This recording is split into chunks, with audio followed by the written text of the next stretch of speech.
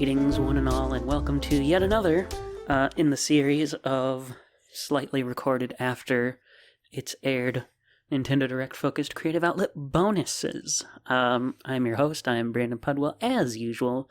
Today is February 11th, 2023, and I'm recording this today because 3 days ago was the latest in the saga known as the Nintendo Direct, which I have committed at least some form of recording to every single time since I have recorded the show, with only one exception, though I did cover the content that was in that Direct in my latest recording, which should be out shortly. I haven't quite committed to editing it yet, but that's going to come out, and then I'm going to, right after that, work on this. So at the very least, I'm recording this at a pretty, what's the word I want to use for it? At a timely time, I guess, to when this Nintendo Direct, man, having those two D phrases next to each other isn't necessarily the best for somebody who's trying to say them right next to each other, even though they're fairly simple to write. But I will get this out as soon as possible, and I will be prepared, as I said in the last episode, as I will say right now. I do have episode number 22 of the regular schmegular Creative Outlet podcast planned, so no worries there. We will be getting into that sooner than later for sure.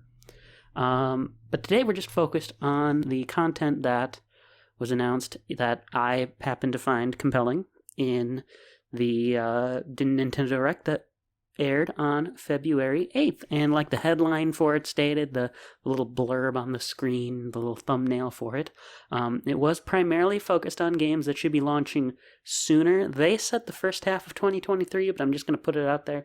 I saw a lot of July stuff, so I think that was a little bit of a misnomer, but I suppose, you know, we are already in the middle of February, so you could argue that July is still the middle of 2023, but I consider, June to be the middle point. But maybe that's just me. Maybe I'm wrong on that. But with that, and hopefully without nearly as many of a certain sound that I've made a lot of times coming soon, tried to stop myself there. Let's get started on discussing the content in this Nintendo Direct. And it opened on the very best thing. I wasn't sure if it was going to make an appearance because I wasn't sure if I could believe that this will be coming out in 2023, but now I can. We opened on Pikmin 4. So Pikmin 4 was announced in the prior Nintendo Direct in 2022. I believe that was in October, if I recall. And the fact that the game existed alone was humongous for me. I've been waiting for it for so many years. I enjoyed Pikmin 3 just an absolute metric ton. And while I wasn't super duper jazzed about Pikmin 3 Deluxe being a thing, I did end up picking it up at the value of $29.99. It was a new copy too for $29.99, so I'm not entirely against Wii U ports. I'm just against certainly getting them at full value. It took just probably a minute for me to do that again, but I'm going to keep on my goal from now on of not making that sound. And in October, there wasn't any footage of the game. It was just some stills of the character from behind with, I'm assuming this is a female character. It appears to be a female character, but it isn't really confirmed among many of them. But from behind, the character appears more female to me. We'll have to see. But now we have video of her, footage of the game being played, and there's so many little things like, oh, fiery blowhogs are coming back. They've been in every game, so it isn't really that big of a surprise that they're coming back, but it's just good to see. All right, we got our fiery blowhogs, we got our red Pikmin, our yellow Pikmin, our blue Pikmin, we got our Bulborbs, but we've also seen new things. I think from behind, I would call our protagonist, our still yet to be named protagonist, an adorable captain. Though I can't say I'm super pleased with their front design. In general, that's something that I wasn't a huge fan of. We did get some additional screenshots after the Direct was released, and we did get to see 3 other characters that could be captains. More on that in a moment. And I should say, I like the one named Colin. He's the gray-haired one, and I like the one named Shepard, who has blonde hair and is the first non-white captain in the Pikmin series. She's the first black captain. I find those 2 to be the best. I would then put, so far of the ones we've seen, I would probably go with the bald one with the light blue eyes. If you don't know what I'm talking about, I'd just recommend looking up Pikmin 4 screenshots, and you should be able to find this picture fairly easily, or even Pikmin 4 captains. Again, still not sure if they are captains, but more on that momentarily. And our protagonist is who I would put in the bottom. I did it again. I'll stop pointing it out too, by the way. I expect that over time, I will grow to like all of these character designs better, but I'm not fully into them. I also wasn't fully into the Pikmin 3 the captains in that at first, and now I really like them all. So I can't imagine that won't happen again with Pikmin 4. But it's just they're new. They're not Olimar. Why would I like them if they're not Olimar? So we'll see what happens. Right now, I'm just kind of iffy about them. The new camera angle. This is something that was talked about in the October Direct as well. That one of the ideas with this game is to have this lower camera angle so that the enemies really truly do tower over you and you feel as small as your captain and your Pikmin are. And I think that's fine, but I also hope that a more traditional camera is still an option. And I have seen, now that this has come out, there is, at least in progress, a mod for Pikmin 3 Deluxe that tries this sort of angle, and seeing it in action in a game that I have played suggests to me that this angle could work. Watching the gameplay of Pikmin 3 Deluxe using that angle did not look nearly as janky as I thought it would be, but I also just hope that there is still a higher, more traditional Pikmin type angle as a backup to use, because it's just what I'm used to, and I think that it is a lot easier to see where your pointer is if you have that higher angle. In fact, there were a couple of moments in the Pikmin 4 trailer that had the captain walking toward the camera, and those are moments that I could see being especially unintuitive with the lower camera, that you just don't, and you don't have that issue when you have a higher pulled back camera. Let's see, what else? I think I skipped something on that. Okay, we've got the combined onion back, although I personally would call it more the tomato than the onion in this game. It looks a lot more bulbous and fleshy and tomatoey than it does like an onion. And for whatever reason, in the Pikmin community, the fact that the onion looks different seems to be a topic of controversy,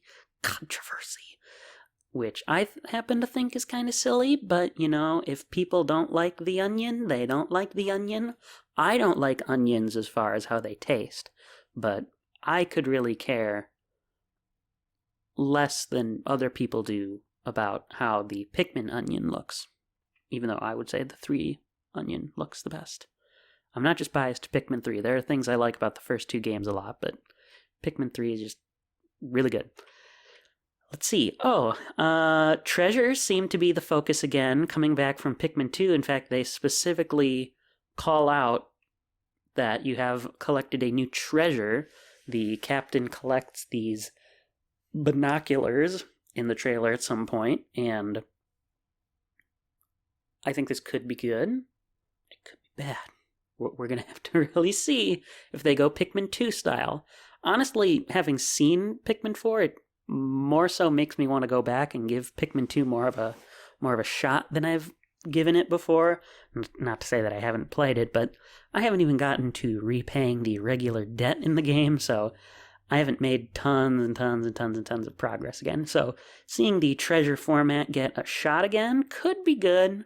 But I also think if you're somebody who really values game plots, and I've seen it be a particular concern in the Pikmin games, which I find interesting. Again, not that it's a bad focus, but I guess Pikmin isn't exactly what comes to mind first when I want to really critically analyze a plot in a video game. And some people have critiqued the plot in Pikmin 2 for being kind of cynical, and because it's all focused on money and you're focused on getting treasure, as opposed to in Pikmin 1 where you're trying to save yourself in 30 days. You only have 30 days to live on the Pikmin planet, or you die if you don't collect your ship parts. Or in Pikmin 3, there's similar stakes, but not exactly the same. You don't have those personal stakes, because it is pretty easy to get juice in the game and you can exist for a long time. But there are still the greater picture stakes of trying to save your society, saving Kopai, which is a motivation to get all the fruit. Whereas in Pikmin 2, since you have infinite life support, collecting the treasures doesn't seem as valuable to people. And I could see that being an issue again in Pikmin 4. But again, we'll have to see what the reason is for picking up these treasures. I can't skip over the greatest revelation, which is we finally have our now 8th Pikmin type of the bunch. Though I guess technically if you include the Bulbmin, you could argue this is our 9th. Or what am I saying? If you include the mushroomized Pikmin in Pikmin 1, you could say this is our 10th form of Pikmin, and these are ice Pikmin. And first, I just want to say it's interesting how it took to the third game and beyond for us to grow past having Pikmin based on colors. Now they seem to be more based on attributes. Since in Pikmin 3 we got our rock Pikmin, and then we got our wings, and now we have ice. They're not light blue Pikmin, they're ice, and they specifically look icy. They're kind of chunky. They have ice chunks, and they can freeze water. You can throw them in water and freeze the water and walk across it, which is interesting. Using that word a lot. It sort of devalues the blue Pikmin, because, well, why would you ever walk underwater unless there's a treasure underwater that you need, when you could just use your ice Pikmin and freeze it and walk across water? There's also another feature that was shown off in this trailer that ice Pikmin, in that same sense, also devalues that feature, but I'm going to get to that shortly, so I will leave this for a little bit. But it's certainly interesting that you can freeze water. I think there's some good gameplay reasons. There could be some good uses for it. The big one certainly being walking across water, but we'll have to see more of the implementation of it. They can also freeze enemies if they get eaten. So in that sense, they're sort of like the ultra bitter spray in Pikmin 2. And that's fine, but it's only really an advantage you can get if they get eaten. In that same way, they're sort of like white Pikmin in that sense, in that they can poison enemies if they get eaten. But outside of that, from a combat standpoint, they're nothing really that special. They are adorable, of course. I mean, any Pikmin is adorable. They have little yellow petals for their flowers, as opposed to white or purple or pinkish like the other types have had. So glad to see a new Pikmin type get added. I'm not sure if there will be an additional one. And we have seen on the cover for sure that the prior 7 main types will be returning. Reds, blues, yellows, purple Pikmin, white Pikmin, rock Pikmin, and wing Pikmin will all be making an appearance in the game, but what we don't know yet is in what capacity. There has been some suspicion based on looking in the background of a screenshot that purple Pikmin will be in the campaign. And this is because in the background of a screenshot, somebody did spot what appears to be a purple pellet, which is big because purple Pikmin used to not ever be able to be obtained through a pellet. They used to only be able to be obtained by, first off, going into caves, and then tossing other colors of Pikmin into purple candy pop buds. So if you can actually get them through pellets, that would be a big change. It would certainly make getting purple Pikmin easier, but that could also have downsides like, are the purple Pikmin even more nerfed than before? Is there really... do they have, because they already lost their combat advantages in Pikmin 2, is that going to make the game way too easy because you can just have tons of purple Pikmin? What's going to be the reason then to use others outside of their elemental strengths? And actually thinking back about ice Pikmin a little bit more, it isn't clear if they're going to have an elemental strength. Winged Pikmin certainly don't. Purple Pikmin don't. That doesn't mean ice Pikmin won't have an elemental strength. I could see them being also kind of resistant to heat, but I could also see them being the exact opposite. Like they just instantly die near fire. They don't even have a state where they are burning, but that hasn't been shown yet. I should also point out something that has also been speculated on is we also, in every little clip with ice Pikmin, didn't see a single blue Pikmin, so perhaps ice Pikmin is actually an upgrade to blue Pikmin, an evolution perhaps to them, and that could justify a little bit more at least why blue Pikmin are still useful, because then you just get them as a bonus. Well, you get ice Pikmin as a bonus of having blue Pikmin. We don't know that yet. There's no reason to think that they won't have an onion, but we'll have to continue to wait and see. That's going to be a theme a lot with Pikmin 4, I'm noticing, is there's just a lot of wait and see. Another thing people got really excited, there's a sort of Poochie-like creature named Ochi. He's a seemingly dog-esque animal that you can obtain as a friend, and he can drag back corpses, and I would assume he can drag back treasures to your base as well. We only see him carry a bulb orb, which just gets you the standard 10 Pikmin, and it does the numbers that are used with Ochi are yellow, so I assume that means that Ochi, if he drags back an enemy corpse, the Pikmin type that you will get for that is going to be whatever Pikmin type is lowest. I have no good reason, I guess, to think that. That just seems to be what would be the most logical, though Ochi is also yellow, so I'm not sure if there's necessarily a benefit to him dragging the corpse back compared to your Pikmin. But, we'll just have to wait and see. We did also see that you can ride Ochi, and your little Pikmin army can also ride on Ochi as well to move even faster. And he can, in fact, walk. He can swim, so you can carry your Pikmin, including your non-blue Pikmin, over water on Ochi, which again could be a huge nerf to blue Pikmin, which is huge for me because I've always considered blue Pikmin to be the top tier best Pikmin, even in Pikmin 2, where purples probably really are the superior Pikmin because of their combat capabilities, but since blues are the only ones that can go in water, I've always thought they're the best ones, and making that basically become a non-issue with ice Pikmin and with Ochi is going to be a massive change to things. So, not sure if that's good or bad yet, but we'll wait and see. I'm going to try to stop using that phrase.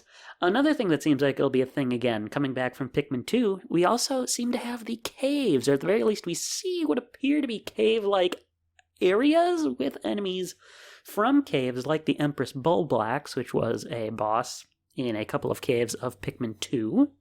So caves are definitely something that are either you really love them or you really hate them. I'm not sure if they're going to be good or bad yet. And the big difference in Pikmin 4, if they actually did this, will be if the caves use the random generation to craft them like they did in Pikmin 2, or if the caves, the dungeons, perhaps you could describe them as, are actually designed by a human being and have some real thought put into where the pieces are. You don't necessarily get the same replayability in theory, and that could be a lot more work on the developers. But for one, I would say that would justify the extremely long development period between Pikmin's 3 and 4, but also it would be better to have more coherent cave designs than ones that were just crafted by an AI in the moment that may have some areas that you can't actually beat. So I'm hoping that it's the case. I'm hoping these caves are better than Pikmin 2's. Not that I hate the caves in Pikmin 2, but I just know that they can be an aspect that you're either going to really like, or an aspect that you could hate because it de-emphasizes the above-ground areas.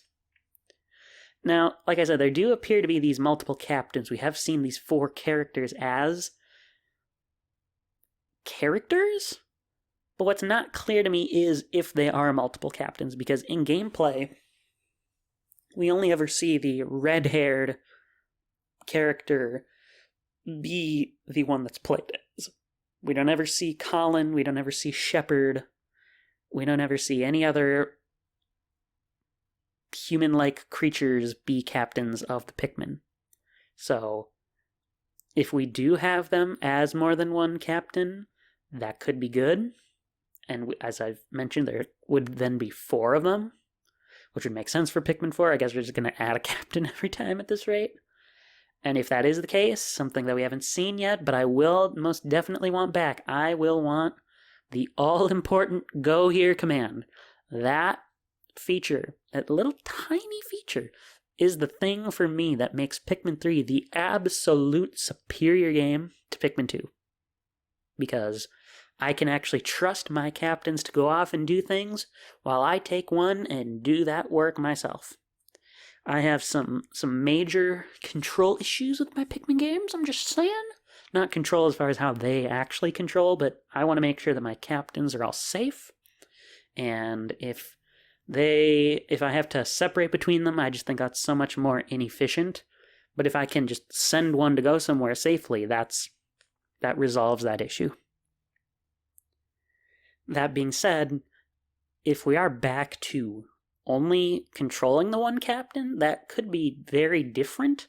I could see some people thinking that is a step down.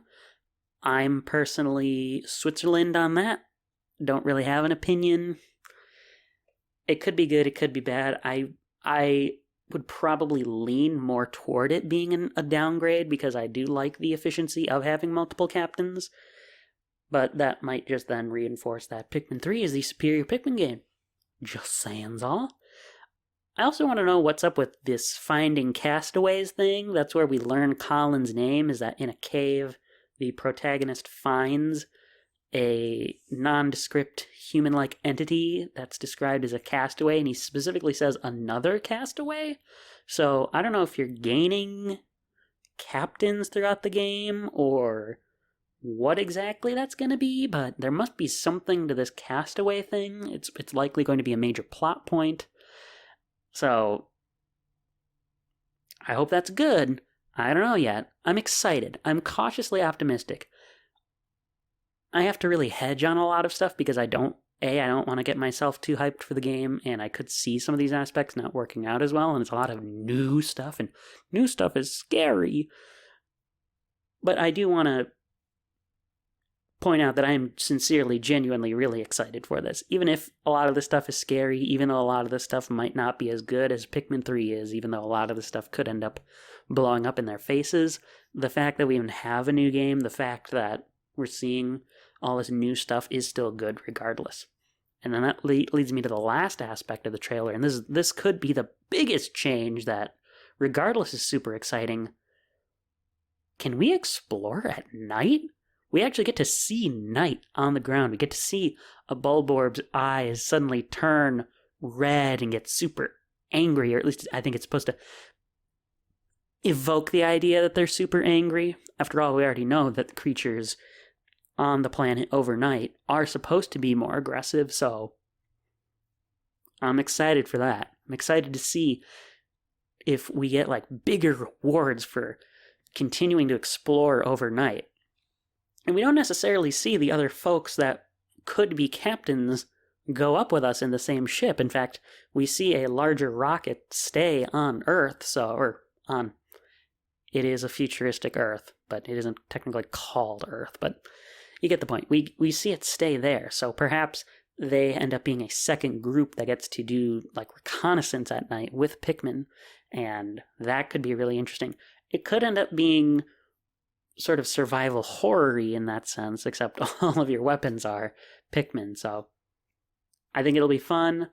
If there's anything that I didn't miss here, I mean, there's just so many more little tiny things I could talk about. I've already spent half an hour or so just on this one game, but I just recommend watching the trailer to see all the amazing stuff, and it's going to come out July 21st, so I don't have to wait too terribly much longer yet. I mean, it is July, it's February 11th right now, so I've got a good 4.5 months yet, but it's way sooner than I thought it would be, and it seemed like it was still years and years and years away. As far as stuff that I was interested in, there were definitely a couple things that ended up being in there that I didn't care so much about. There was Xenoblade Chronicles 3 DLC shown off. Great.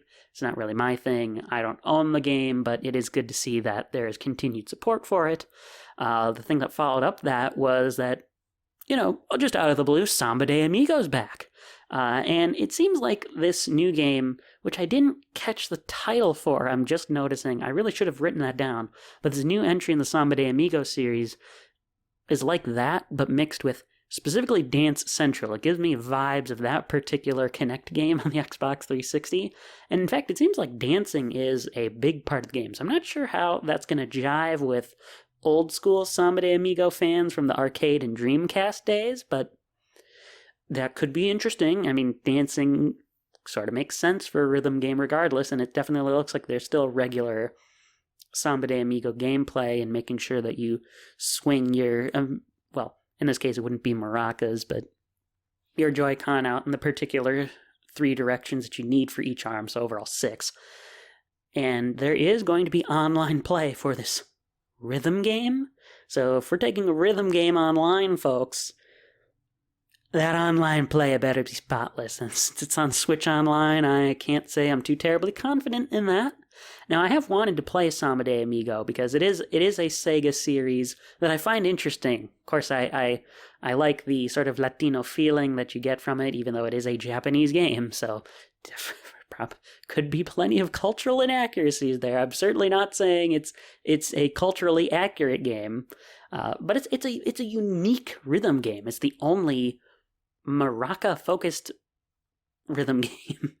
And I will probably pick this up just because it's a unique rhythm game. Honestly, I've wanted to get the Wii game, and I don't know if I will ever get the original version because that would require me getting a Sega Dreamcast, although there have certainly been plenty of Dreamcast games that I've been interested in, so just adding that onto the list might just make it worth it for me.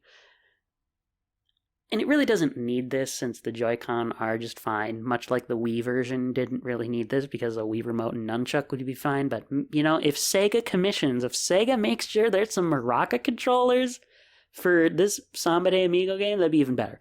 I would definitely then pick up the maraca controllers if I got the game, because who wouldn't want to play a maraca samba rhythm game with any controller that isn't shaped like the thing that you're dancing and doing music for, right? I mean, come on. That's part of the fun. Now, another thing that I might spend some significant time on, the next thing that was shown off, Ghost Trick Phantom Detective is being remade for Switch. Like, this is Shu Takumi's other non-Ace Attorney game. So, I was really hoping, there's a non-zero chance that we could get an Ace Attorney thing in this.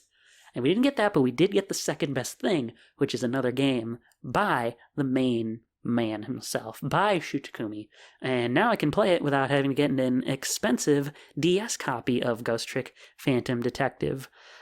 But a couple of things. One, I don't know if this is going to get a physical release. If this gets a physical release, even better. I will pick up a cartridge and have my own little Switch cartridge of Ghost Trick Phantom Detective. And more importantly, is this game still going to play good even without the touch controls of the DS?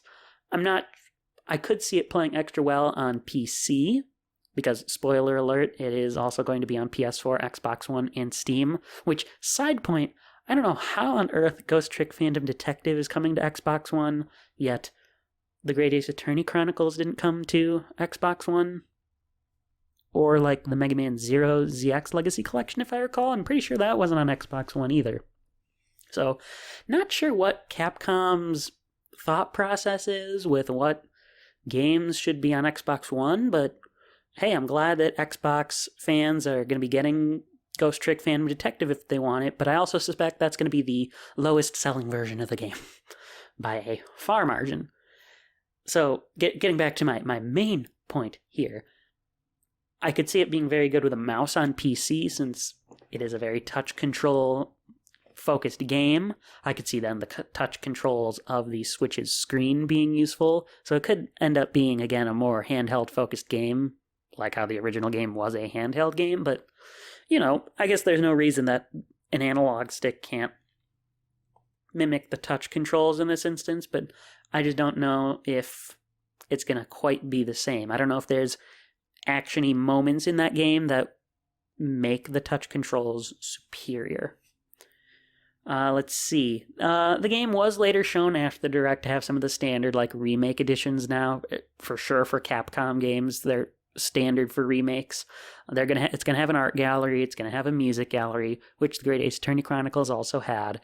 And this is a little thing, but I do appreciate that the remake is adding these ghost puzzles from the mobile version of the game, something that wasn't in the DS version.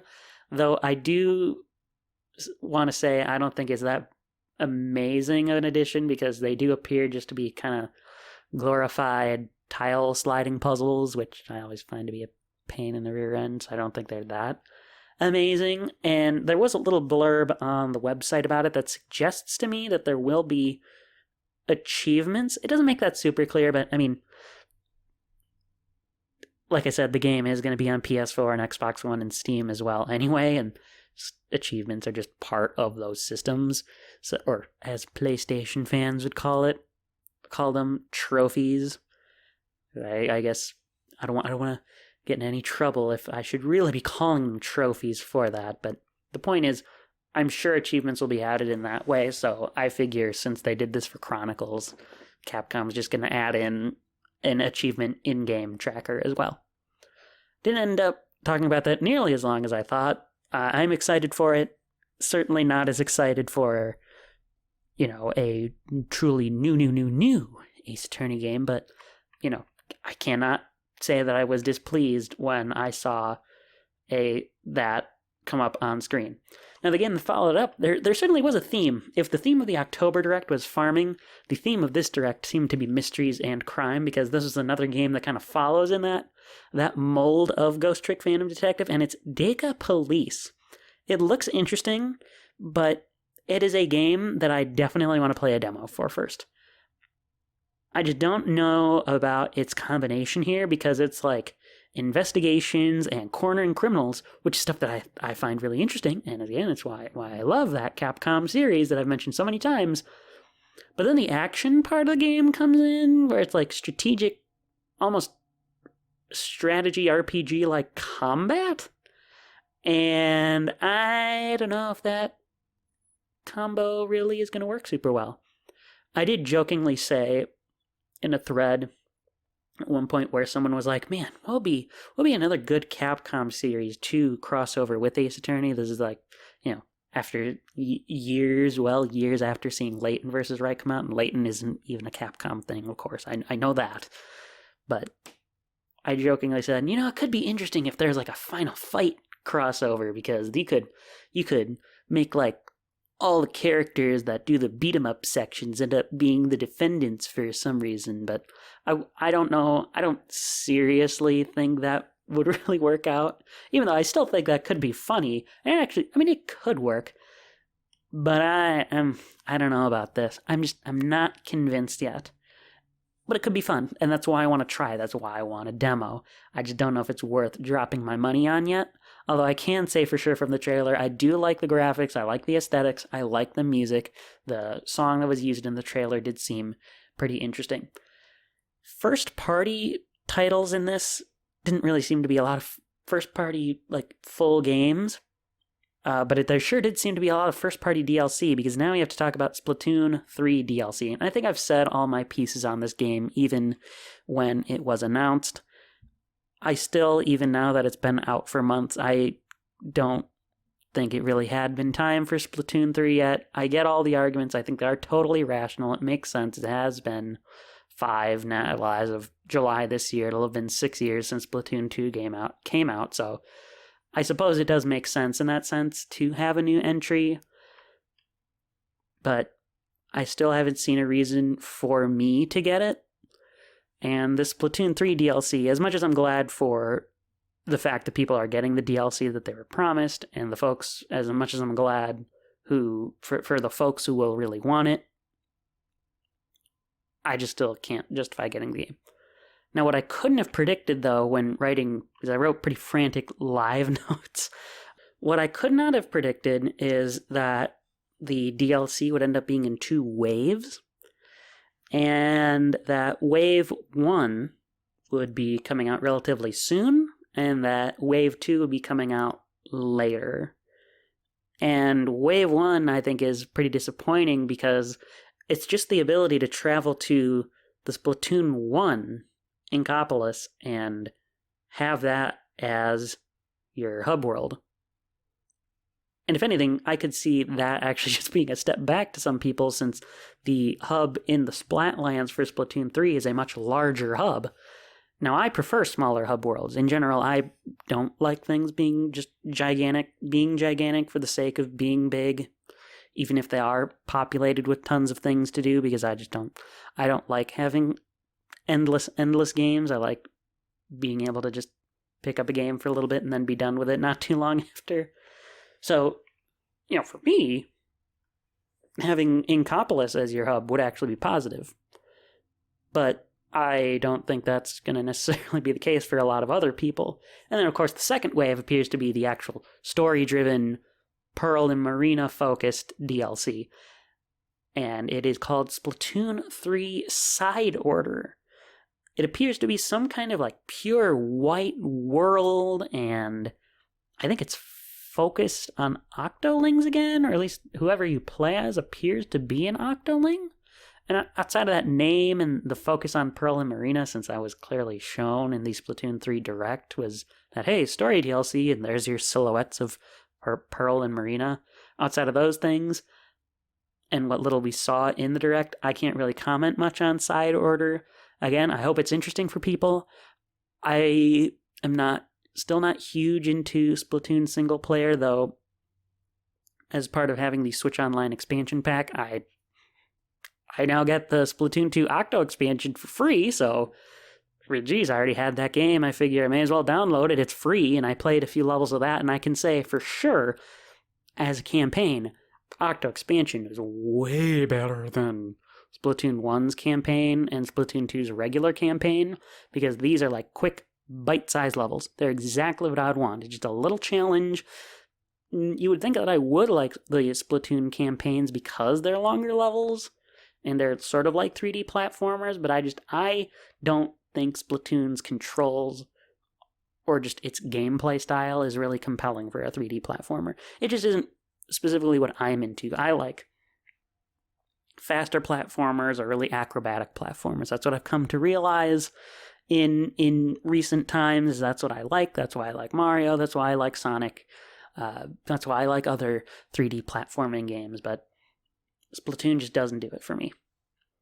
Following on from that, we have another colorful game. We got some new info on this Disney Illusion Island, and this is a game that I've actually been intrigued by since announcement, because it seems to be sort of a Rayman Origins or Rayman Legends type game. And plus, I mean, I always like a good 2D platforming game. Plus, I like Goofy. He's my favorite Mickey Mouse type character is Goofy.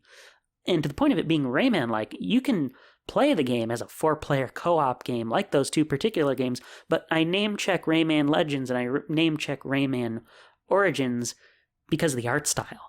It's like playing a cartoon, and wouldn't you know, that's pretty darn similar to what Rayman Legends and Rayman Origins were like. It's going to be coming exactly a week after Pikmin 4, July 28th, 2023, so can't say I'm probably going to be picking it up right after picking up Pikmin 4, because you can bet I'm going to be pre-ordering that game. But it's on my radar. It's a game that I suspect I will get. And even then, you know, I'm not totally against licensed games. I certainly don't play nearly as many licensed games now as I did when I was a child. Granted, there's also a lot fewer licensed games now, but this is stacking up, I think, to be a pretty good licensed game, like some of the ones that are coming out now. Since there are far fewer, you definitely still get some stinkers out there, and there are some studios where it's pretty obvious they're making the not really good licensed games, but the ones that are good are pretty darn good. Going back to that DLC train, we did see Fire Emblem Engage is going to be getting... if I could speak. Fire Emblem Engage is going to be getting new emblems in its DLC. Kind of like the Xenoblade one. It's neat for Fire Emblem fans. Not something I'm personally into, but I do want to say, even though I think it's kind of cheesy, I also can't pretend like I wouldn't think Fire Emblem Engage is pretty darn cool because of all the legacy characters. So the fact that that's the DLC for now, or at least this little section of it, the fact that they're adding more, I think that's pretty darn neat. We are getting another remake, so notice how many remakes I've been talking about. I swear to goodness, if 2023 is another year where I play more remakes and I cannot have an extensive list of games for my 2023 release of the year, I'm going to be frustrated, but maybe that just means I need to challenge myself to play more new games beyond just Pikmin 4 this year. Maybe I really do need to commit to getting Samba de Amigo or getting Deca Police, so I can say I've played new games, but that alone can't be a reason. It does appear, going back to the topic I really need to talk about, that we're getting another Katamari remake, which means, yes, Bandai Namco is keeping their fantastic remake train rolling. They've got that. They've got Tales of Symphonia being remade later this year. Like, Bandai Namco is just continuing on that remake train, and I hope that means there will be more new, or just in general, they're continuing on the train of just making games that aren't just anime games. Nothing wrong with an anime game. I know people who like anime need their games, right? I get that. But man, is it a breath of fresh air to see Bandai Namco making games that are about the Namco properties, to see Pac-Man games, to see Klonoa games, to see Katamari games, to see, well, I mean, they've been doing Tales of games, but I know Tales of Symphonia is like the big one. It may as well be like its own sort of mini series within the Tales of series, because people think of Tales of Symphonia so highly specifically. But anyway, getting off of that brief tangent where I am just saying how great I think Bandai Namco is doing right now. In this case, the particular game that they're doing, this particular Katamari game, is titled We Love Katamari Reroll Plus Royal Reverie. So the original was just We Love Katamari. Now this is Reroll, which was the title added on to the Katamari Damacy remake. It was Katamari Damacy Reroll. Now they're adding a Royal Reverie. Lots of R's in a row. And funnily enough, the development is being handled by the same developer, which, to be clear, doesn't mean this is actually the exact same team, but the same developer as the Klonoa Fantasy Reverie series. So I don't know if they just really like using the word reverie in their game names, but if the Klonoa Fantasy Reverie series is anything to go off of, I'm sure this is being put into good hands. Now, I still need to spend more time on the first Katamari remake. In fact, I mean, I've had it for a while, but I haven't put a ton of time into it. As usual, lots of games on my backlog. Maybe if I get certain implements, I can resolve that. You know, play some games for an audience that are on my backlog. That's not a bad idea. But, you know, I probably will pick up this one, though at some point I'll definitely want to get it, if only because I don't want to pay more money for it later. That's going to be coming out on June 2nd, and from Namco's own description, I should say it it does say the game will have an eternal mode. From my understanding, it sounds like the original version of We Love Katamari didn't have an endless mode, and some folks really like endless modes in Katamari. I don't know if I would like that. Like I said, I like having games where I know I can cut it off, I'm done with it. So, but if people want that endless mode, that's what I hope eternal mode is for them. That they're getting what they want. After another year, speaking of more remakes, and God, I'm just realizing the next thing we're going to talk about after this one is a remake too. Geez. After another year, just sitting in the can, Advance Wars 1+2 Reboot Camp is finally going to actually come out. It's slated for April 21st, and, hopefully it's had some important additional work done on it, since its long delay was thanks to a certain ongoing war that I won't talk about here right now. I don't know yet if I'm going to pick it up.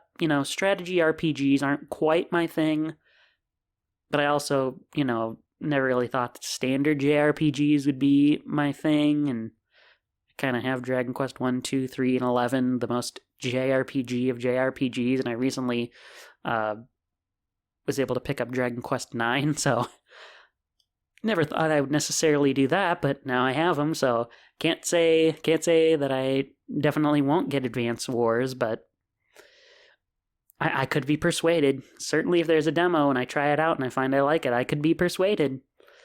Either way, there is someone that I do know that I went to college with that is a huge Advance Wars fan, so, having that game get indefinitely delayed a year ago because of a certain ongoing war was a pretty big bummer for him, and I do think it's pretty ridiculous that, a video game had to be delayed because of actual warfare, but I can also understand that it would seem pretty tasteless to release a game that is about cartoony war right when a real world war starts. So I'm just glad that this person that I went to school with is going to be getting the game that he's been wanting forever, even if it is a remake of two games that I know he just really loves. So, and really, if you look at it, it's only a few weeks away. It's like it's probably closer to 8 weeks away, but still. I'm just glad that game is coming out for the people who really want to have it. It also appears that a new Magolor-centric mode is going to be coming to Kirby's Return to Dreamland Deluxe. That is a remake that I believe was also announced in our October Direct that I've mentioned a handful of times here. And, that mode's probably going to be fun, but isn't enough for me to double dip in to Kirby's Return to Dreamland when I have a perfectly good Wii version of it already. I mean, I've certainly bought my fair share of remakes, specifically remakes on Switch, including Wii remakes, now that I think about it, because I do have Skyward Sword HD. So, I guess I can't say that this isn't enough to cause me to get it, but it's only enough for me to pick it up during a big sale. It's only enough for me to be like, all right, I will spend no more than $30 on this, which is exactly how much I spent on Skyward Sword HD, and got a new copy for $30. There is a demo out now. I've yet to install it because this is still being recorded during the pre-internet installation period. I should point out that I will be, assuming all goes to plan, I should be getting it in 1, 2, 3, 4, 5 days. So that will make it a lot easier to do stuff like this show. And I will probably download it then, just because, if anything, I'm fair, and I will try it out. I can't say I'm not. You can't say I'm not. Interested in being fair to a game, because I will always play their demos if I say this could be good, but I don't know. So I even did that with Splatoon 3. I played the Splatfest demo, but that's a discussion for the next episode. It's a topic of conversation. If I recall from my notes correctly, I'm pretty sure I wrote about it in there. I know it was something that I thought I should talk about in it, but that's beside the point. If I didn't talk about it in there, I will make a mental note to talk about my experiences with the Splatoon 3 Splatfest demo at some point. So the way these directs are kind of separated, I've noticed, seems to be in these big chunks, where it's like big chunk of headlines, big thing we want to talk about that's on its own for a little bit, and this Direct was no exception. And once more, it was specifically focused on Switch Online. That seems to be a common pattern I've noticed in these Directs, they've decided we're doing a big Switch Online retro update portion of this Direct, and that doesn't necessarily always mean it's a new service coming to Switch Online. In the case of the last Direct, is the announcement of all these new N64 games that will be coming to N64 Switch Online, although I suppose, if I recall, that was a headline section of the next 10 games that would be coming over the course of the end of 2022 and this year. Big one in that one was, of course, GoldenEye 007, which is out now. I've played it for a couple of minutes. I think it's pretty janky. People were really excited for it. Now they've played it again, and I think they're sort of realizing, ooh, yeah, GoldenEye, really? It's kind of a rough game. I'd actually be interested in playing it more because I haven't really played much of any first-person shooters, and I know it's supposed to be an important console first-person shooter game. I mean, come on, it's a rare game. I like rare games, and it's on Xbox One as well, in the Rare Replay, I should point out, so with a more traditional control scheme as well. So if you're going to play any version of GoldenEye, it's probably best to pick it up on Xbox One and Xbox Series X in Rare Replay, but I digress. The latest Switch Online update from Wednesday, February 8th, is that after years after we thought it would happen, Game Boy games are coming to Switch Online. Or rather, I should say Game Boy games are now on Nintendo Switch Online. I am shocked that it took until now to get these, and I'm even more shocked that we're getting Game Boy after Nintendo 64 and Sega Genesis. I figured that if we were going to have 4 consoles in a row at that point, that, okay, I guess they're just not going to do handheld games. They're just not going to do Game Boy and Game Boy Color and Game Boy Advance, but turns out I was wrong. So here's what we got for Game Boy games. We've got Tetris on the Game Boy, the original black and white Tetris. We've got Super Mario Land 2, no Super Mario Land 1, which is odd. We've got The Legend of Zelda Link's Awakening DX, which means that the Game Boy app is going to be both Game Boy and Game Boy Color in one, so that's convenient not to have 2 separate apps for Game Boy and Game Boy Color. We've got Gargoyle's Quest, we've got Kirby's Return, we've got Kirby's Dream Land, we've got Game & Watch Gallery 3, we've got Metroid 2, did I mention Wario Land 3? I think I did. And we've also got this Alone in the Dark game, which is odd. Can't really say it's a well-loved game, but, I'm sure somebody will play it and like it on Switch Online. And let's see, that's it for now. There are more games that are going to be planned, that's standard for all the libraries so far, as we're just going to add games for free over the course of many years. So, look forward to that. Hopefully more NES and SNES games are coming too, and, some better ones. I mean, I like NES Pinball as much as the next guy, but I'd like to still see more NES games added. And, oh yeah, here's the big thing. Multiplayer. Multiplayer can be done using local play and online play. I mean, granted, online play has been standard for all of these so far, but it is good to see that all of these Game Boy games that have multiplayer can actually be played in multiplayer. Granted, you can't do it on one console, which is a disadvantage. You actually do need to know somebody else who has another Switch and has Nintendo Switch Online for your Game Boy and Game Boy Color multiplayer, but you can play those games with local play and online play. So, not the same as just being able to have someone pass someone a controller and play locally on the same system, but you can still do multiplayer in some form or another. And then Game Boy Advance showing up on the same day in its own app. So that's exciting. But Game Boy Advance is also a Switch Online Plus expansion pack only thing. So I have it. I have the Switch Online expansion pack. At my new job for Christmas, we were all given these giftogram things. I'd never heard of them until then. And it's basically just a service that lets you get a gift card for free of your choice of any value.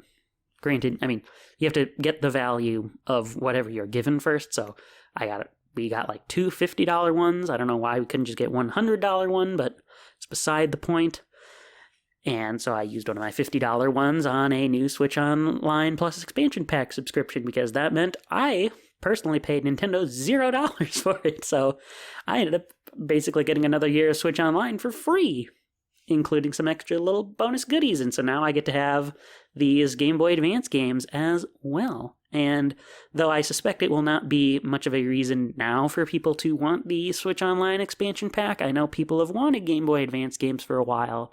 So this could be a thing that will persuade a couple of people to add it on. I doubt it, but it could be the thing. Though I should say Game Boy Advance Switch Online is pretty barren right now. It's got a whole 6 games, and a lot of them are Mario-related games. You've got Super Mario Advance 4, Super Mario Bros. 3, which probably sounds like a weird choice considering we can already play Super Mario Bros. 3 and Super Mario All-Stars, which includes Super Mario Bros. 3 on it. But like the Wii U Virtual Console version of Super Mario Advance 4, this does include the e-reader levels all packed in. So really, you're playing Super Mario Advance 4 for the new Mario levels, the new e-reader levels in it, and I mean, I've played it, that's all the levels I've played in it. Not that Super Mario Bros. 3 is a bad game or anything on the Game Boy Advance, but why would I play that when I could play the new levels in it? It's just kind of a no-brainer. Regarding other Mario games, we've got Mario Kart Super Circuit. It's a fine game. I already have it on cartridge, so it isn't like a huge, amazing deal, but, you know, it's just another way for me to play Mario Kart Super Circuit without, for example, having to bring a Game Boy Advance or a DS Lite with me. It's got Mario and Luigi Superstar Saga. Great. People really like that game. I'm not super huge into that particular entry. If I want to go back and replay it, I will probably play Mario and Luigi Superstar Saga plus Bowser's Minions on the 3DS. We've got, WarioWare. That's actually the game that I've been playing the most so far. I say that, and I've only finished Wario's micro games, but that's because I wanted to make sure I got them all and did them in the grid mode of the game, which will work toward actual completion of the game. But I've also, I have played Jimmy's micro games, but that's the one that I've been finding the most fun with, because I've never had WarioWare before. It's actually a new Game Boy Advance game to me. Let's see, and then the other two are not Mario games, but they are also first-party games. We've got The Legend of Zelda, The Minish Cap, which I've never played, so I plan to get into that at some point. Though I've made a point of not starting Zelda games because I've started so many that it just doesn't make sense at this point to keep starting more if I'm never going to finish them. And last on there is Kuru Kuru Kururin, which is a game that never came out in North America until it was released on Wii U Virtual Console. It's a game where you like control this almost like a helicopter blade, and you need to guide it through a maze. And if you hit a wall, I can't remember if you die or if you just get damaged, but the point is you want to get to the end of the level without hitting any obstacles, and there's some collectibles throughout the levels as well. It's kind of fun. It's not like the most amazingly amazing thing, but I do enjoy it. Although I should say, if I had known a year ago that this was coming, I probably wouldn't have downloaded Kuru Kuru Kururin as well as a couple other games on Wii U Virtual Console, like NES Pinball in addition. But, how was I supposed to know that a year ago, being when this should have happened years ago? So, better late than never, but I'm glad that they're here now, and I will get some decent use out of them. I should say on the original Game Boy side, before I move on, I have actually played a decent amount of Game Boy Tetris, and ooh boy, does it feel like one of the first Tetris games. And I get the appeal. It's still Tetris. It's still fun, but man, playing that game, I do miss a lot of the amenities you get with later Tetris games. I miss the drop shadow, and I miss the ability to hold a piece. It's a rough game, but it's still Tetris, so it's still fun. And that's probably the game I've played the most. I have played a little Super Mario Land 2 on Switch Online, but I haven't played it a bunch. There's just something about not having the first Super Mario Land game, but having Super Mario Land 2 on there that's a little odd, so maybe if Super Mario Land gets added, I'll play that and then really commit to Super Mario Land 2's second playthrough. For me, I've already finished both games on 3DS Virtual Console, so it's not like I haven't played them. And man, they are still keeping us waiting on those GameCube games. Like, when are they ever going to do GameCube Switch Online? Not that I'm like a super huge GameCube person, but it's just like the Wii U never got GameCube Virtual Console. We don't have GameCube games on Switch Online yet, and I can pretty much guarantee GameCube. I mean, if N64 is expansion pack, GameCube is 100% a Switch Online plus expansion pack thing. Guaranteed. No question to me that that's going to be the case. But speaking of the GameCube, a certain GameCube game has a remaster, and that's Metroid Prime. But it is just the original Metroid Prime. It's not Metroid Prime 2, Metroid Prime 3. Corruption didn't end up getting a remaster. It's just Metroid Prime. So hopefully this is a positive omen for Metroid Prime 4. Hopefully this means, for the folks who really want it, that, alright, we're going to give you the first game on Switch, get you refamiliarized, get you reinterested in Metroid Prime, because we know you're excited for Metroid Prime 4, and then later this year, boom, that's going to be the big, it's going to finally get truly revealed, and that it'll maybe come out by Christmas. That'd be great. Now, I want to say it definitely does look graphically superior, but I am kind of a technological plebeian when it comes to that kind of stuff, so I would trust the folks at Digital Foundry and even like EPG, X Paradigm Gamer, to comment on some of the technical stuff regarding that game. But it does look pretty, and my understanding is that it's a port of Metroid Prime, and because of that, that means that the game can take, or that the developers were able to actually take advantage of the Switch's superior hardware compared to the GameCube. I'm pretty sure they, because I've seen a video on this, I'm pretty sure that it's the Wii version that got, like the new Play Control version that got brought over, which is also why you can use motion controls in it. And so my understanding is that's also why the folks who worked on it would have been able to implement better models and different lighting without messing up things like camera angles. But again, I am not the expert on that. I would go to other people if you want to talk technical stuff. But either way, it looks really nice. And I mean, it's only kind of started out now if you want to get it digitally. So if you want Metroid Prime on your Switch and you're going to get it and you want to play it now, you can go download it. It's $40. It's on the eShop. It's out. But cartridges will be coming out in a couple weeks. So if you're like me and you really like having games physically, then just wait a couple more weeks and you can get Metroid Prime on a cartridge. I'm probably not picking it up because I'm still not a Metroid guy, but hey, glad that the folks who love Metroid not only got Metroid 2 on Game Boy again on Switch Online, but they also are getting Metroid Prime just out of the blue. It's just, I know it was like a secret. I mean, people have talked about for years the idea that Metroid Prime Trilogy would be coming to Switch, but I guess they ended up being wrong on that. Only a third of the trilogy ended up on Switch before Metroid Prime 4, so here's hoping that Metroid Prime 2 Echoes and Metroid Prime 3 Corruption end up on Switch as well, but if they're making a whole big thing about Metroid Prime alone being on Switch, and if it is $40 by itself, which is a good value, I mean, people really like Metroid Prime, and I can't imagine that they would be mad paying $40 for what's considered to be one of the best Metroid games, but I also don't know if people would be super jazzed about that, and then all of a sudden a few months later, Metroid Prime 2 Echoes comes out, Metroid Prime 2 Echoes remastered, and that's also $40, so we'll see, but again, people are happy now.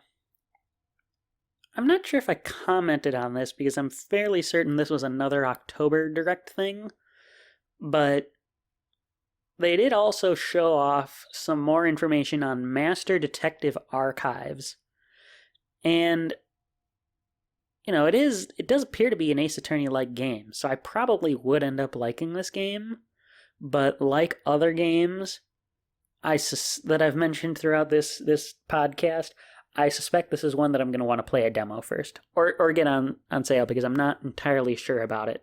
I don't have a ton to say on it outside of that I think it's an interesting game. It does appear to be at least from the same mind, or some of the same minds as the Danging Rampa games, which is another series that I meant to check out. So if I do play it, it will probably come after me playing those games, but I need to at least try them out first. I don't know. I haven't been fully persuaded to try them out, but Master Detective Archive seems like it's a game that's on my list. It's on my radar, but I'm just not fully committed to it yet.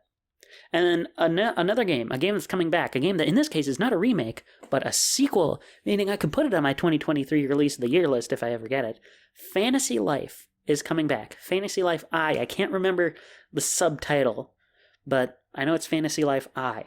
And so Fantasy Life is a 3DS game that I didn't get to play as much as I wanted to, but I did play it.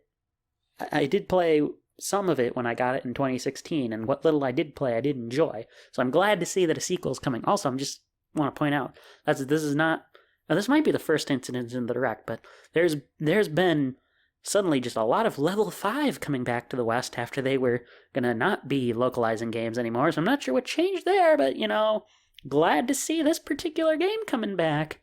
And Fantasy Life is basically a life sim role-playing game, which I think is an ingenious combination because those are both genres of games that you can sink a ton of time into, and you can already do lots of customization in RPGs. So why not make it a life sim while you're at it as well, and let you, similarly, you get to choose jobs. So it's like a perfect balance. I'm not fully persuaded by choosing jobs in regular RPGs because it's still an adventure, and I would just want to pick the best role for myself and the best, I'd want the ultimate party setup. But in this case, if it's just about myself and I get to pick my job, yeah, it's kind of neat to get to also do life sim type stuff in it. But there are some things that I saw in it that I can't say I'm the biggest fan of. I saw this thing that looked really familiar to another life sim game that I thought didn't end up being as good as it could have been on Switch. What was that thing in the video I saw? Ooh, terraforming. I can change my world in Fantasy Life.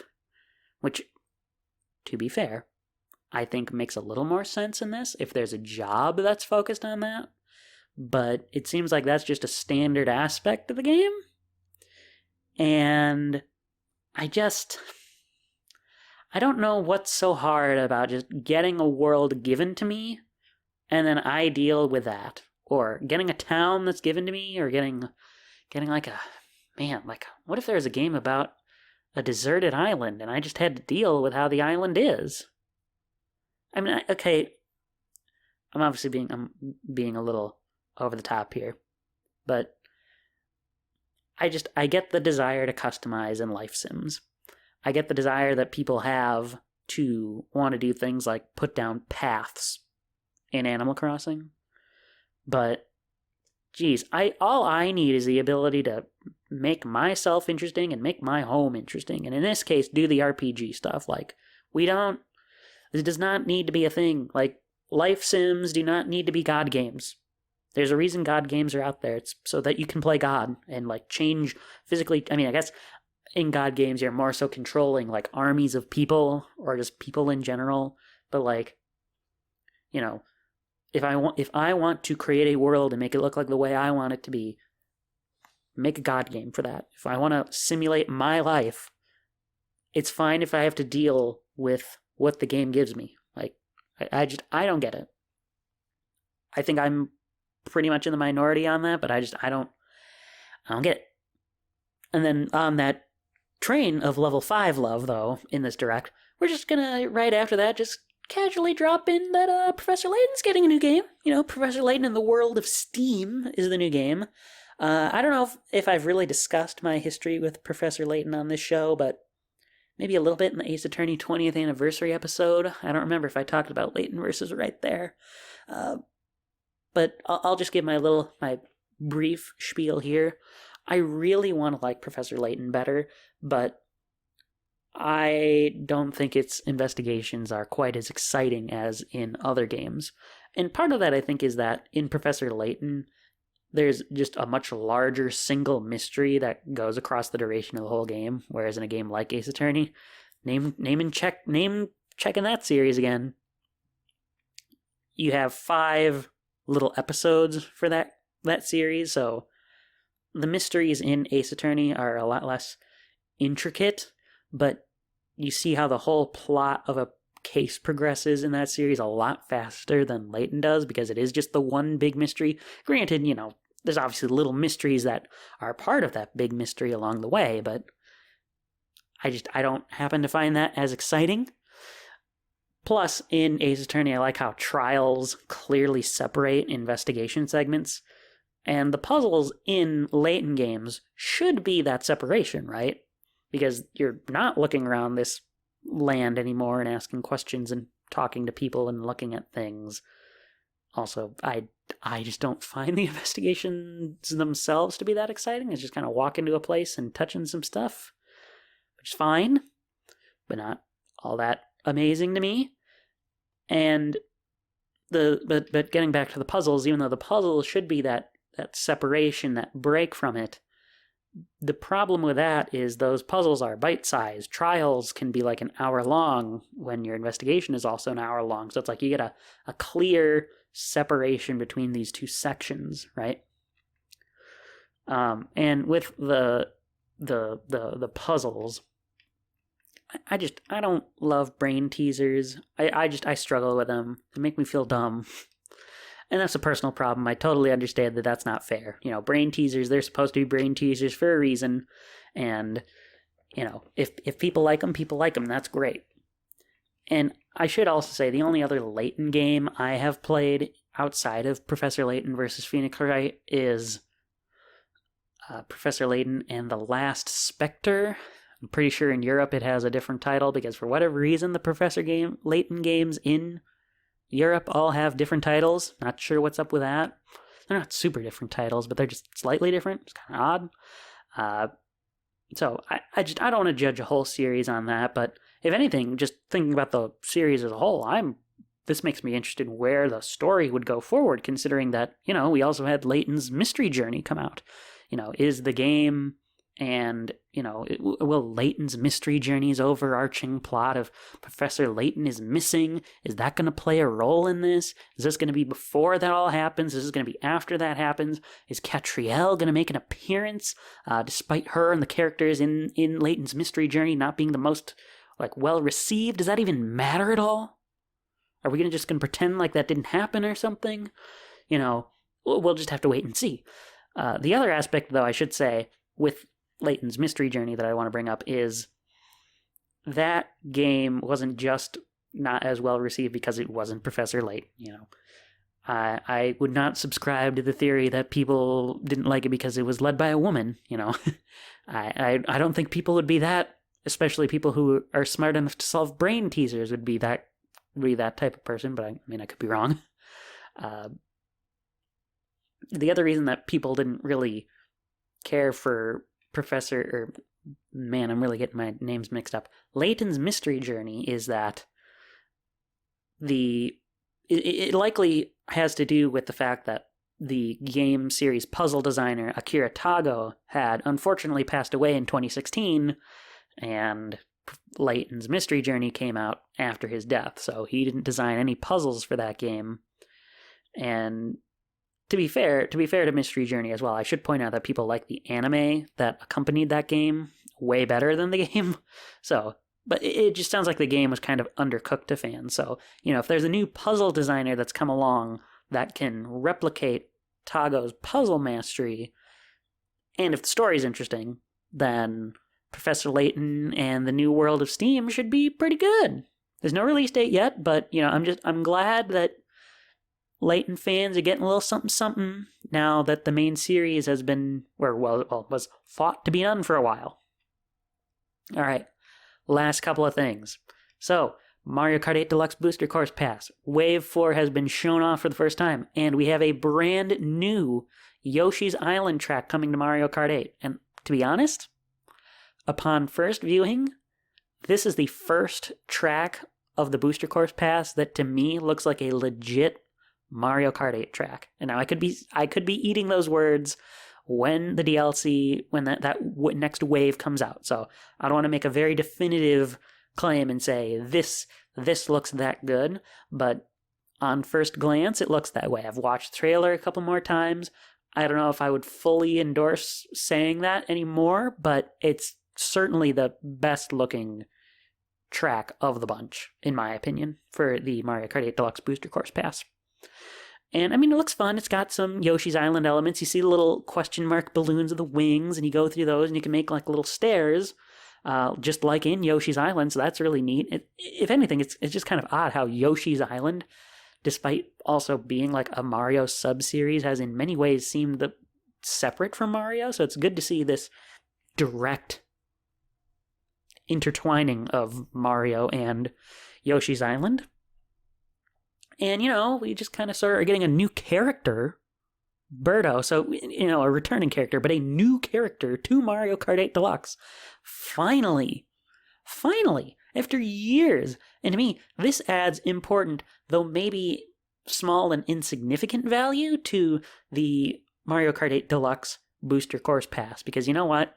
Characters also being part of the Booster Pass really should have just been the Mario Kart 8, bonus content or booster, if they really want to use that name, Booster Pass. This just should have been a thing from the start, right? She's a new character, and honestly, just having characters and tracks, and of course, kart parts, which, wouldn't you know, weren't those all three of the aspects of the first original release of Mario Kart 8's DLC? What's going on here, guys? That, I think, could have, perhaps, made some of the outcry of the reveal of Mario Kart 8 Deluxe's Booster Course Pass be it might have been a little bit smaller. And, I think Birdo's a good addition, but I also just think that now characters being a part of the Booster Course Pass halfway in seems a little odd.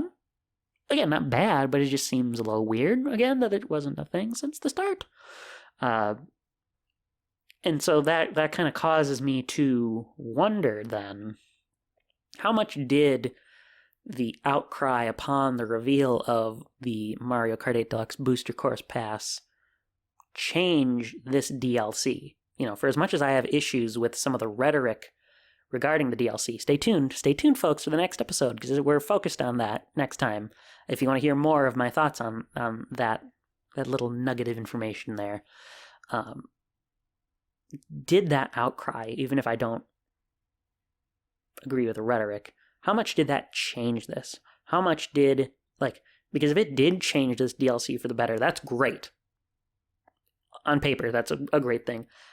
I don't know if it's the best thing in practice, because you could be altering, ultimately, what should be a piece of art, that should be whatever the developers intend the game to be, if I could speak. But in this case, just thinking about this as a product, I would say this worked out for the better, because now we've got Birdo. She's a new character. We weren't supposed to get new characters. We've got improved art. We weren't supposed to get new courses, but hey, as of the second DLC, we got a new course in Sky High Sunday.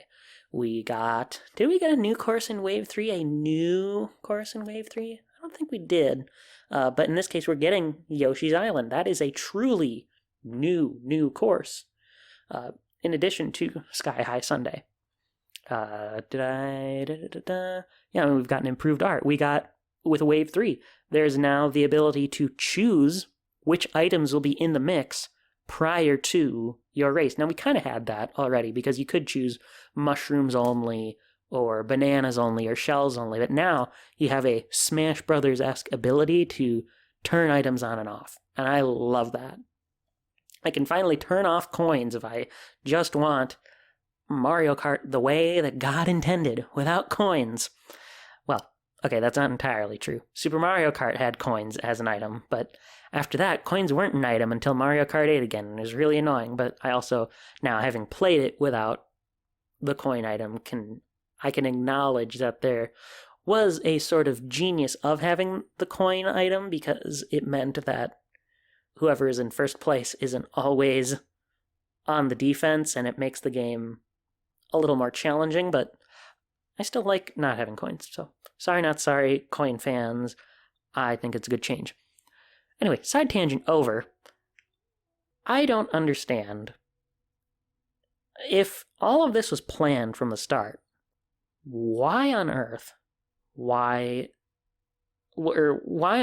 this made note of when the Booster Course Pass was revealed?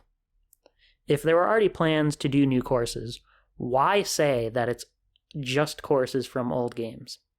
If it was planned to have characters be added, why talk about how the DLC is just new courses?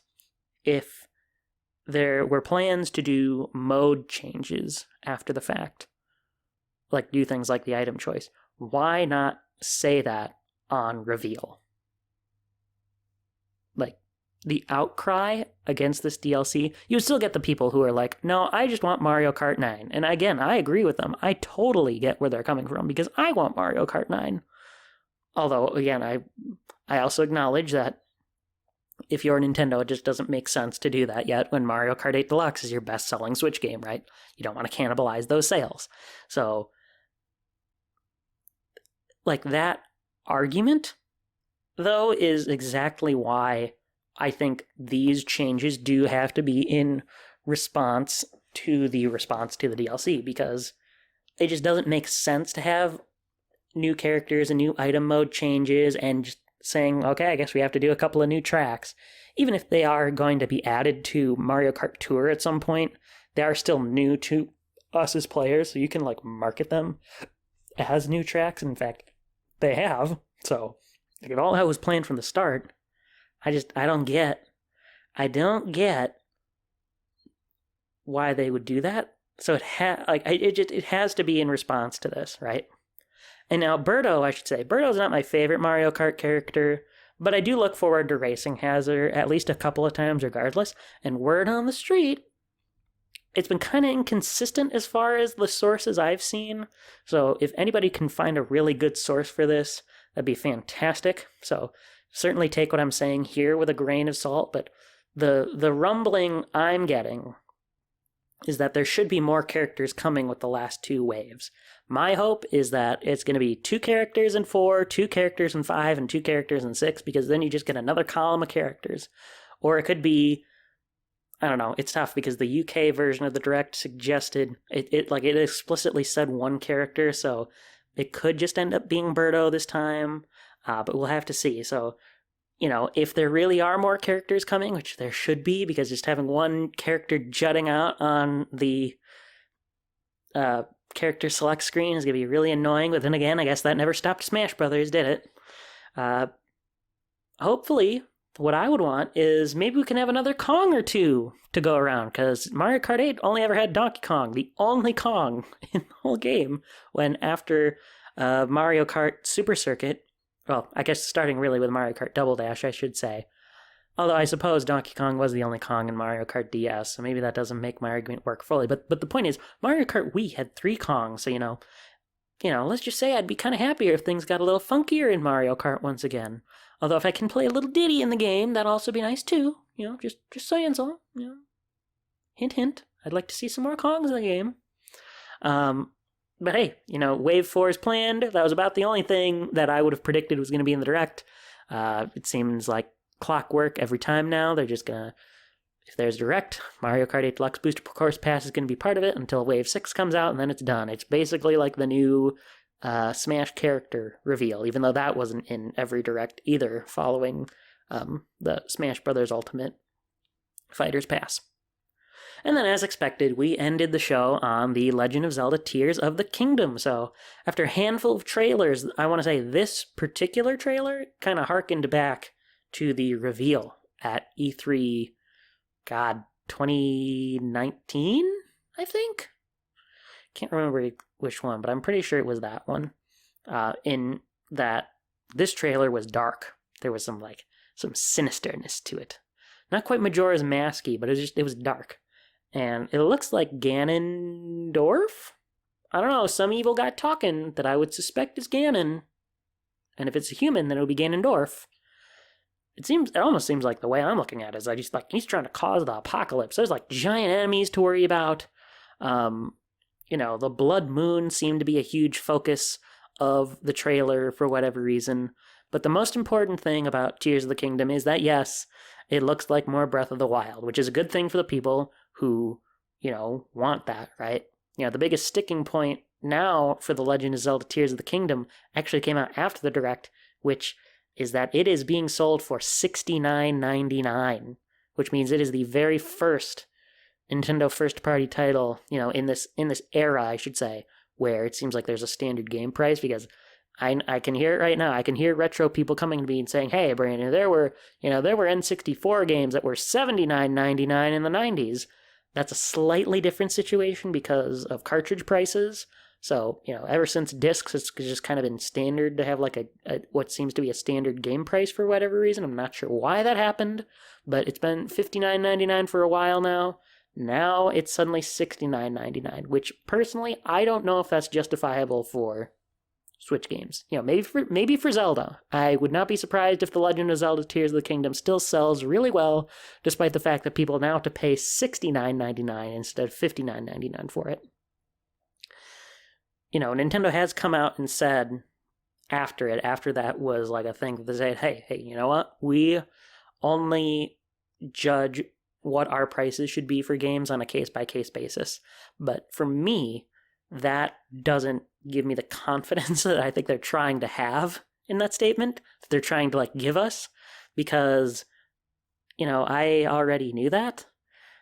Big Brain Academy, Brain vs. Brain, and Game Builder Garage were $30. They were $29.99. So, I know they don't just slap $59.99 onto all their games and call it good. So I think my concern and others' concern with this revelation is it might mean that the price range for Switch games could be shifting up again, or at least shifting up from now on for sure for first-party releases. Could those games that I just said were $29.99, could they have been $39.99 if the standard price had been $70 from the start? Maybe. And, the reality of game prices is a larger issue than this. So, yeah, I don't want to just go into all of it here. That would take up even more time than I have. And I've already been somehow going on for an hour and a half about this. Just another reason why I need to make my shows shorter. Because if I can go on for this for an hour and a half, God, although to be fair, half an hour of it was just me gushing about Pikmin 4.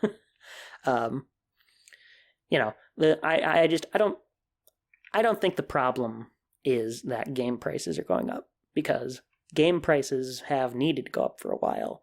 The problem to me is we are raising the standard game price in the middle of a generation on the same console. When the Wii was the big thing, games on that, the max price for first-party games is $49.99 the whole time. Up until the last first-party games, if it was a new game being sold at full price, it was $49.99. When the Wii U came out, then it was $59.99. There probably were third-party games on Wii that were $59.99. I don't know that for sure, but it wouldn't surprise me. But it was not until Wii U for Nintendo games that they were $59.99. And then that continued with the Switch. And in that case, it was fine for them to go up to $59.99, I should say, because that's next-gen hardware. This is the same soon-to-be 6-year-old hardware, the Switch, right? So, if this were the successor to the Switch, I wouldn't really bat an eye at this, but it is the same, so it does seem pretty odd. The last bit of Tears of the Kingdom stuff I want to talk about, people know that I haven't played Breath of the Wild. People know that I'm not a super huge open world person, so I can't say I'm super jazzed about it, but I can say I am jazzed that there is a new Link amiibo figure to go with it. Literally, the only amiibo-related news of the whole presentation came at the tail end, the very last thing, so, just another one to put on the shelf here soon, so. Well, that was the Wednesday, February 8th, 2023 Nintendo Direct, so. Covered a lot here. I did not expect to go on for an hour and a half. I expected this to be like 30 minutes shorter, but I guess that's what happens when you're really excited about Pikmin 4, so, hopefully 2023 release of the year. Even though I want to go out of my way to play more new stuff. I'm excited for it. I'm excited for a lot of the stuff shown off here. A lot of stuff that I'm not sure about, but I'm cautiously optimistic about a lot of stuff. So With that, this has been a Creative Outlet bonus, not a regular Creative Outlet podcast, but it may as well be with the length.